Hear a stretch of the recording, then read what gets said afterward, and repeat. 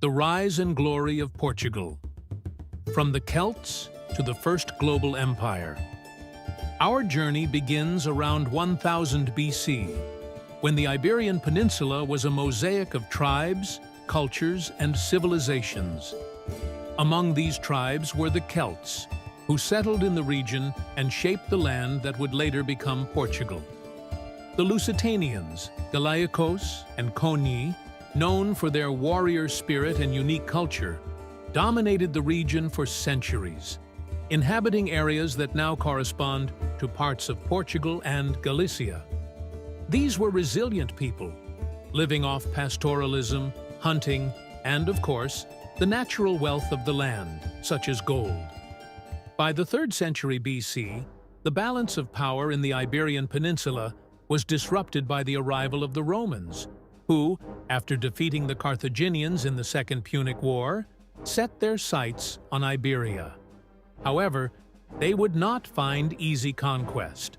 Resistance was fierce, especially from the Lusitanians, led by the legendary Viriato. This hero, a modest shepherd, became Rome's greatest nightmare, leading daring guerrilla attacks against the vastly more powerful Roman forces. Under his leadership, the Lusitanians successfully repelled the Romans for a time, until he was betrayed and assassinated by his own men, bribed by Rome. With his death, resistance weakened, and the region fell under Roman control.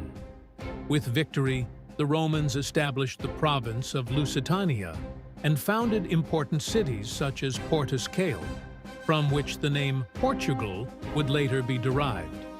Under Roman rule, the region thrived, adopting the Latin language, Roman laws, and Christianity. Roman influence left deep and lasting marks on the future Portuguese people.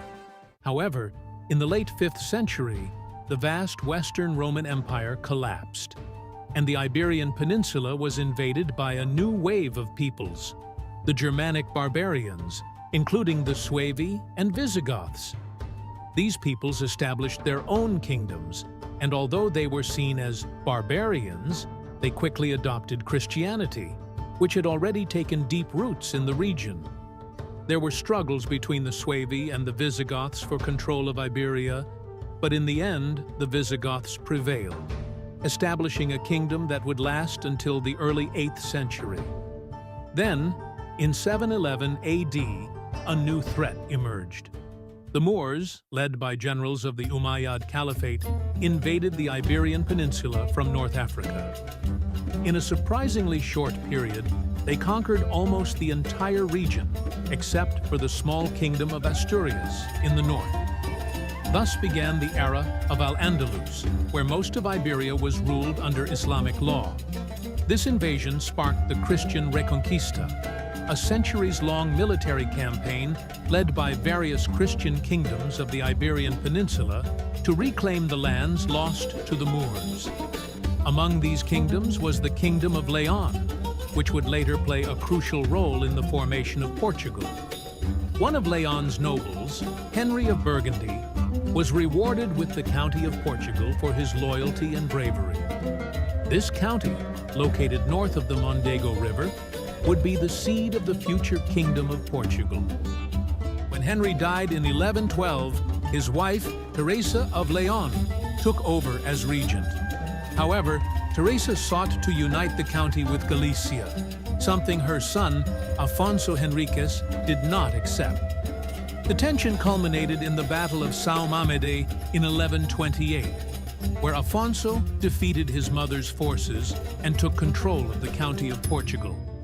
This was the first step toward Portuguese independence.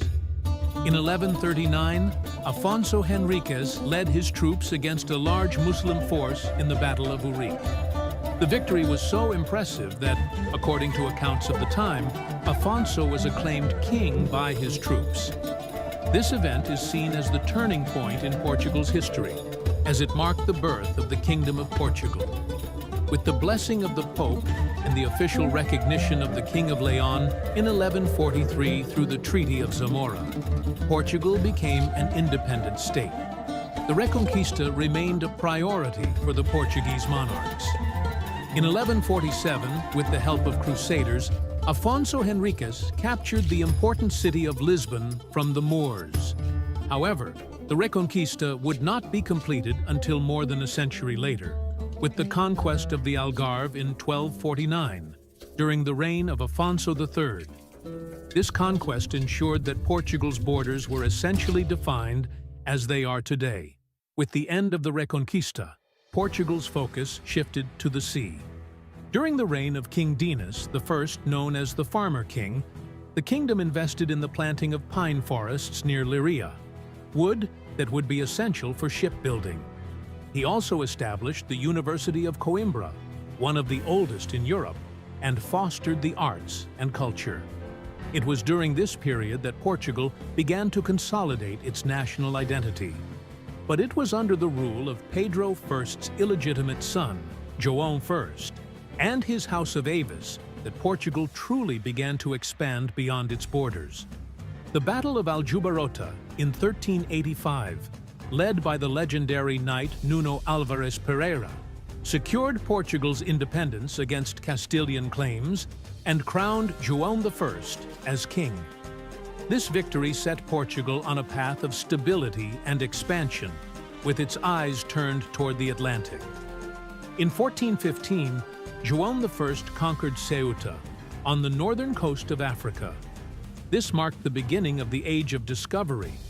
His son, Henry the Navigator, sponsored countless expeditions along the African coast, paving the way for Vasco da Gama to reach India in 1498, establishing a lucrative trade route for Portugal. Not long after, Pedro Álvares Cabral, on his voyage to India, discovered Brazil in 1500, adding yet another vast territory to the Portuguese Empire. The wealth that flowed from the colonies and the spice trade transformed Portugal into the first global empire. Fortresses such as Goa in India and Malacca in Southeast Asia allowed Portugal to dominate trade between the East and Europe. Lisbon became one of the most important ports in the world, and the Portuguese even reached Japan in 1542 and Macau in China in 1557. However, Portugal's meteoric rise was not without challenges. In 1578, the young king Sebastião first died in the Battle of Alcácer Quibir in Morocco, without leaving an heir. This plunged Portugal into a succession crisis that resulted in the Iberian Union in 1580, when the Spanish king Philip II claimed the Portuguese throne. Although Portugal maintained formal independence, it was dragged into Spain's conflicts, particularly with the Netherlands and England, losing several colonies to the Dutch. This forced union lasted until 1640, when João IV led the restoration of independence. The War of Restoration was long and difficult, but in 1668, Spain finally recognized Portugal's sovereignty. Although Portugal had regained its independence, the empire was beginning to decline. However, in the 18th century, a new source of wealth emerged: gold from Minas Gerais in Brazil. This influx of gold revitalized the Portuguese economy and allowed the reconstruction of Lisbon after the devastating earthquake of 1755, which destroyed much of the city. Under the leadership of the Marquis of Pombal, Lisbon was rebuilt and modernized, marking the end of a tumultuous era and the beginning of a new phase of stability. Finally, the Portuguese Empire, although weakened by wars and crises, remained relevant until the 19th century, when colonies began to seek independence, culminating in the independence of Brazil in 1822 and the official end of the Portuguese Empire in 1999, with the handover of Macau to China. Despite its small geographical size, Portugal had an immense impact on world history. The bravery of its heroes, its maritime conquests, and the construction of the first global empire cemented its place in the pantheon of history. If you enjoyed this journey through time, don't forget to like and subscribe to stay updated on more fascinating stories. And as always, stay curious.